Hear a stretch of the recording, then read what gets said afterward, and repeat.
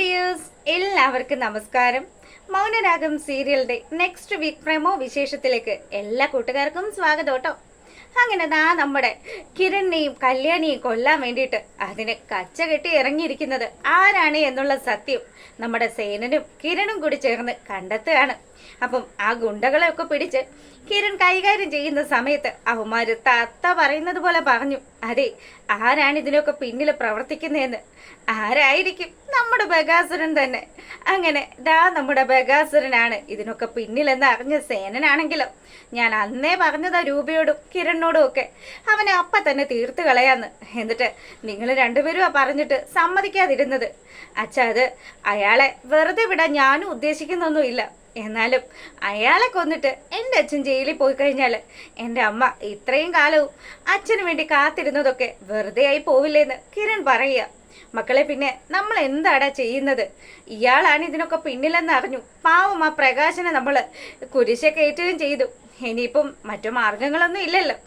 എന്തായാലും പ്രകാശൻ നിരപരാധിയാണ് എന്ന് തെളിഞ്ഞിരിക്കുന്ന ഈ ഒരു സാഹചര്യത്തിൽ പ്രകാശനോട് ഒരല്പം അനുകമ്പ കാണിക്കാൻ തന്നെ നമ്മുടെ കിരൺ തയ്യാറാകുകയാണ്.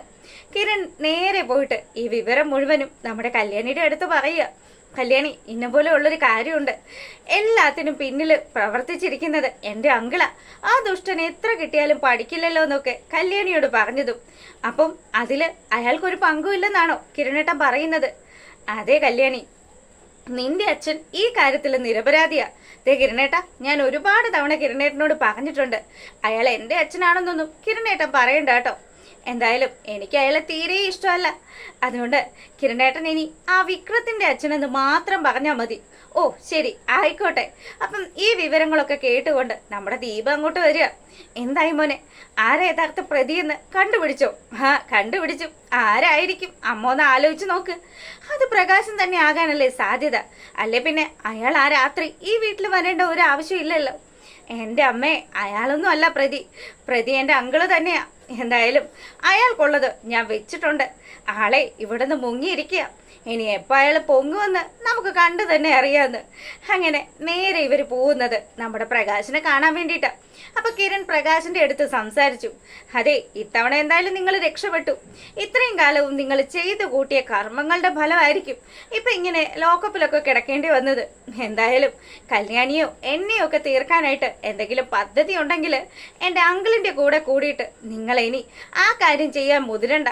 ഇനി അധിക കാലം നിങ്ങൾക്ക് സുഖമായിട്ട് ജീവിക്കാൻ പറ്റത്തില്ല എന്നൊക്കെ പ്രകാശിനോട് കിരൺ പറഞ്ഞതും, കിരണാണെങ്കിൽ ഇതൊക്കെ പറയുന്ന സമയത്ത് നമ്മുടെ പ്രകാശിന് വലിയ വിഷമമായിട്ടോ.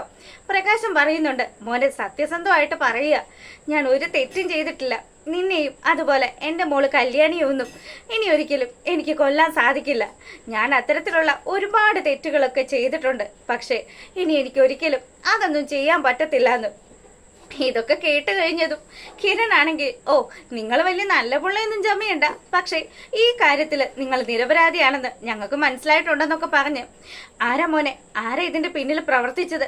ആരായിരിക്കും? ഞങ്ങൾക്ക് അധികം ശത്രുക്കളൊന്നും ഇല്ലല്ലോ. ഞങ്ങൾ എല്ലാ ആൾക്കാരോടും വളരെ നല്ല രീതിയിൽ പെരുമാറുന്ന ഒരു കൂട്ടർ തന്നെയാ. അതുകൊണ്ട് നിങ്ങളല്ലെങ്കിൽ പിന്നെ നിങ്ങളുടെ മകനല്ലെങ്കിൽ പിന്നെ ആരായിരിക്കും? എൻ്റെ അങ്കിളുണ്ടല്ലോ, കംസനെ പോലെയുള്ള ഒരു അങ്കിള്. അയാൾ തന്നെ ഇതൊക്കെ ചെയ്തത്. രാഹുലാണോ?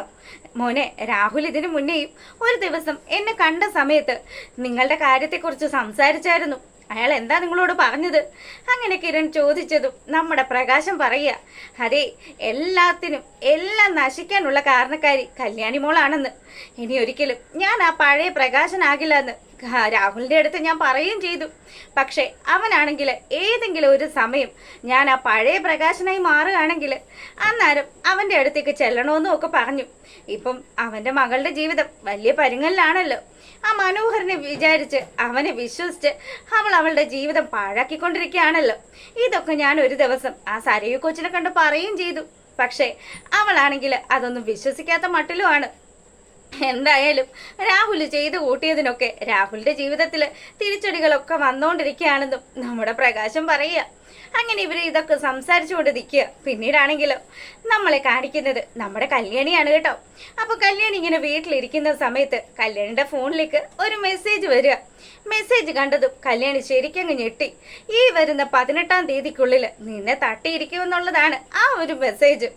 അത് കണ്ടതും കല്യാണിയാണെങ്കിൽ നമ്മുടെ ദീപയെ വിളിച്ചിട്ട് പറഞ്ഞു, അമ്മേ ആരോ എനിക്ക് ഇങ്ങനെയുള്ളൊരു മെസ്സേജ് അയച്ചിട്ടുണ്ടല്ലോ. മോളെ ഇനി ആരായിരിക്കും നിങ്ങളോട് ഇത്രയും വലിയ ശത്രുതയുള്ളത്? പ്രകാശനാണെങ്കിൽ ഇപ്പം കൈയും കാലും അനക്കാൻ പറ്റാത്ത അവസ്ഥയിലാണല്ലോ. പിന്നെ ഇനി നിങ്ങളുടെ അങ്കിളായിരിക്കൂ. ആരായാലും എന്തായാലും വരുന്നിടത്ത് വെച്ച് കാണാന്ന് കല്യാണി പറയുക. ഇപ്പൊ തന്നെ മോള് കിരൺ മോനെ ഈ വിവരമൊക്കെ അറിയിക്കണമെന്ന് ദീപ പറയുക. അങ്ങനെ നമ്മുടെ കല്യാണി കിരണിനെ വിളിച്ച് കാര്യങ്ങളൊക്കെ പറഞ്ഞു. അപ്പോഴാണെങ്കിലോ കിരൺ പറഞ്ഞു, കല്യാണി നീ പേടിക്കണ്ട, ഞാൻ എന്തായാലും വീട്ടിലേക്ക് വരട്ടെ. ശരി ശരി കിരണേട്ടാ.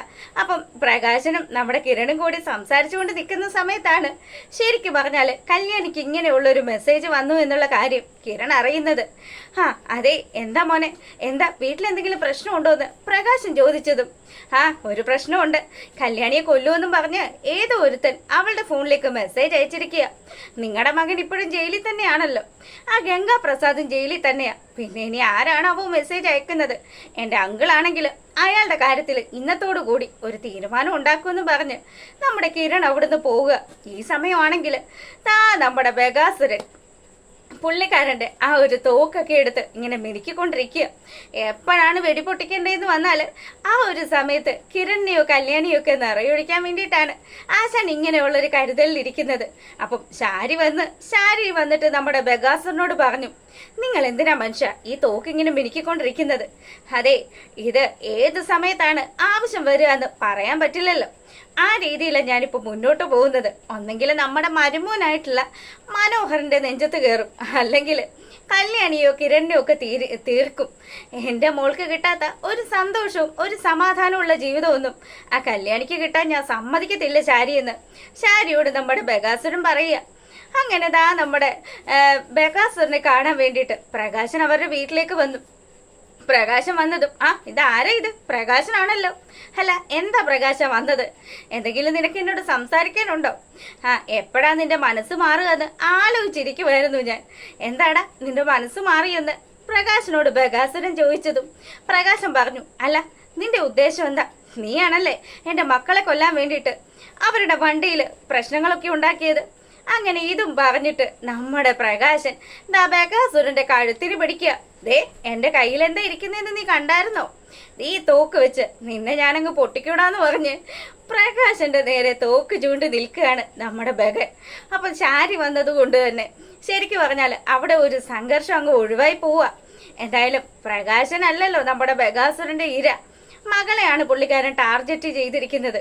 അതുകൊണ്ട് തന്നെ ആശാൻ ഈ ഒരു കാര്യങ്ങളൊക്കെ സംസാരിച്ചു. ഇനി ഒരിക്കലും എൻ്റെ വഴിയിൽ തടസ്സമായിട്ട് നീയോ നിന്റെ മകളോ ഒക്കെ വന്നു കഴിഞ്ഞാൽ നിനക്കൊക്കെ ഇത് തന്നെയായിരിക്കും ഗതിയെന്ന് പറഞ്ഞ് അയാൾ നല്ല ദേഷ്യത്തിൽ നിൽക്കുക. പിന്നീട് നമ്മുടെ കല്യാണിയെ കൊല്ലാനുള്ള ചില നീക്കങ്ങളും ഒക്കെ ആയിട്ട് ബഗാസുരൻ വരുന്നതും കല്യാണിക്ക് നേരെ തോക്ക് ചൂണ്ടുന്നതും ഒക്കെയാണ് ഈ വരുന്ന ആഴ്ചയിലെ വിശേഷത്തിലുള്ളത്. എന്തായാലും ബഗാസുരന്റെ വെടി പൊട്ടാൻ പോകുന്നില്ല എന്നുള്ളത് നമ്മൾക്ക് എല്ലാവർക്കും അറിയാവുന്നതാണ്. അപ്പോൾ കണ്ടു തന്നെ അറിയാം ബാക്കി വിശേഷങ്ങൾ. എന്തായാലും നിങ്ങൾക്ക് വീഡിയോസ് ഇഷ്ടമായിട്ടുണ്ടെങ്കിൽ ഒന്ന് ലൈക്ക് ചെയ്തിട്ട് കാണണേ. എല്ലാവർക്കും നല്ലൊരു രാത്രി ആശംസിച്ചുകൊണ്ട് ഇന്നത്തെ വീഡിയോ വൈൻഡപ്പ് ചെയ്യാണ്. അപ്പോൾ ഓക്കെ, താങ്ക്